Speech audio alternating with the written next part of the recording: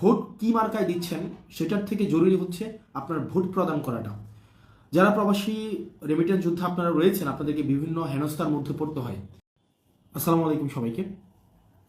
আপনারা যারা কিছুক্ষণ আগে আমি একটি বিজ্ঞপ্তি হাতে পেয়েছি, সেটি হচ্ছে প্রবাসী ভোটার যারা রয়েছে বিশ্বের বিভিন্ন প্রান্তে, বাংলাদেশ থেকে প্রতি বছর একটা উল্লেখযোগ্য সংখ্যক মানুষ বিদেশে যায়। বাংলাদেশ ছাড়া বিভিন্ন দেশে, বিশেষ করে মধ্যপ্রাচ্য, ইউরোপ, ইউএসএ, তারপর হচ্ছে অস্ট্রেলিয়া, পৃথিবীর বিভিন্ন প্রান্তে বাংলাদেশের মানুষ জীবিকার তাগিদে যায় অথবা ভালো একটা জীবনের সংস্থানে তারা বিদেশে যায়। এবং প্রবাসীদের বাংলাদেশের অর্থনীতিতে কন্ট্রিবিউশন, বাংলাদেশের সবচেয়ে বড় খাত যেটা, সেটা হচ্ছে আমাদের রেমিটেন্স খাত। রেমিটেন্স যোদ্ধা ভাইয়েরা বিদেশের বিভিন্ন প্রান্তে আছেন। আপনাদের আজকে নির্বাচন কমিশন একটি বিজ্ঞপ্তি দিয়েছেন, আপনাদের এবার নির্বাচনে পোস্টাল ব্যালটের মাধ্যমে ভোট দেওয়ার শেষ সময় হচ্ছে 25 জানুয়ারি। অর্থাৎ আপনাদেরকে যে পোস্টাল ব্যালটটি পাঠানো হয়েছে, সেই ব্যালটে আপনারা 25 জানুয়ারির মধ্যে আপনারা ভোট কার্যক্রম আপনাদেরকে সম্পন্ন করতে হবে। দেখেন, ভোট কি মার্কায় দিচ্ছেন সেটার থেকে জরুরি হচ্ছে আপনার ভোট প্রদান করাটা। যারা প্রবাসী রেমিটেন্স যোদ্ধা আপনারা রয়েছেন, আপনাদেরকে বিভিন্ন হেনস্থার মধ্যে পড়তে হয়। আপনি যখন ভিসার জন্য, আমি যেহেতু একজন রেমিটেন্স যোদ্ধার সন্তান, আমার বাবা দীর্ঘ 22 বছরের বেশি সময় বিদেশে ছিলেন। উনি মধ্যপ্রাচ্যে মূলত ছিলেন, উনি সৌদি, দুবাই, ওমান উনি ছিলেন দীর্ঘ অনেক বছর। অর্থাৎ আমি কুমিল্লা অঞ্চল একটা রেমিটেন্স যুদ্ধ অধ্যুষিত একটা এলাকার সন্তান। আমি দেখেছি আমার বাবা চাচারা বা যারা বিদেশে থাকেন, তারা যখন বিদেশে যাওয়ার জন্য পাসপোর্ট করতে যান, পাসপোর্ট করার সময় থেকে তাদের দুর্ভোগ শুরু হয়।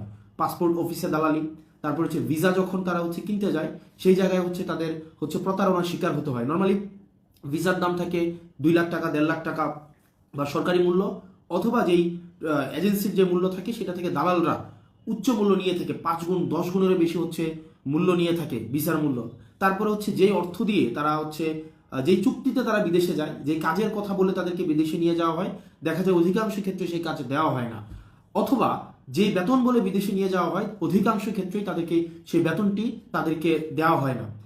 এবং ভাষা না শিখে যাওয়ার কারণে তাদেরকে দুর্ভোগে পড়তে হয়, কাজ শিখে না যাওয়ার কারণে তাদেরকে দুর্ভোগে পড়তে হয়। এর সাথে যুক্ত হয় অ্যাম্বাসির অসহযোগিতা এবং এয়ারপোর্টের হয়রানি হেনস্থা তো আছেই। এই সকল সমস্যার সমাধান নিশ্চিত কল্পে আপনার ভোটাধিকার প্রয়োগটি গুরুত্বপূর্ণ। কারণ যখন যে সরকারি ক্ষমতায় আসুক না কেন পরবর্তীতে, সেই সরকার যখন অনুধাবন করবে যে আগামী বছর আমাকে ক্ষমতায় আসার জন্য এই ব্যালট, প্রবাসীদের ভোট আমার ক্ষমতায় আসার জন্য একটি গুরুত্বপূর্ণ ভূমিকা রাখবে, তখন প্রবাসীদের সমস্যা সমাধানের ক্ষেত্রে তারা আরও বেশি মনোযোগী হবে। এয়ারপোর্টের সমস্যা সমাধানে মনোযোগী হবে, প্রবাসীদের যে এম্বাসিতে যেভাবে হয়রানি করা হয় সেই হয়রানি নিরসনে মনোযোগী হবে, দালালদের নিরসনে মনোযোগী হবে, পাসপোর্ট অফিসের যেই দৌরাত্ম্য রয়েছে সেটি নিরসনে মনোযোগী হবে।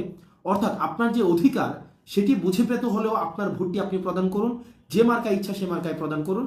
কারণ আপনার পছন্দের প্রতিনিধিত্বে যেন সংসদে গিয়ে আপনার অধিকার নিয়ে কথা বলতে পারে।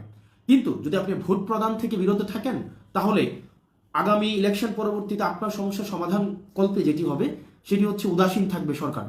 এখন আমরা বিশ্বাস করতে চাই, জুলাই গণঅভ্যুত্থানে প্রবাসীদের যেই ভূমিকা ছিল, রেমিটেন্স শাটডাউনের মধ্য দিয়ে এই অভ্যুত্থানে তাদের সরাসরি অংশগ্রহণ ছিল, ঠিক একইভাবে স্বাধীনতা পরবর্তী সময় এখনো পর্যন্ত রেমিটেন্স আমাদের অর্থনীতির একটি অন্যতম কাঠামো শক্তি হলেও এখনো পর্যন্ত প্রবাসীদের দুর্ভোগ লাঘবে সরকার এখনো পর্যন্ত দৃশ্যমান কোনো পদক্ষেপ